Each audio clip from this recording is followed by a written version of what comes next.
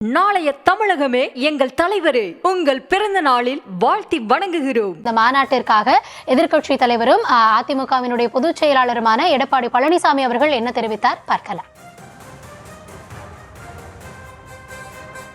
ஒவ்வொரு அமைப்பும் அவர்கள் விருப்பப்படுகின்ற தெய்வங்களை வழிபடுவது ஜனநாயகத்தின் உரிமை.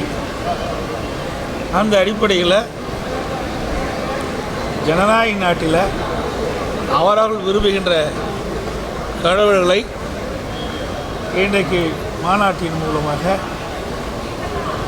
அந்த அமைப்பைச் சேர்ந்தவர்கள் அங்கே மதுரையிலே மிகப்பெரிய மாநாட்டை நடத்துகின்றார்கள்.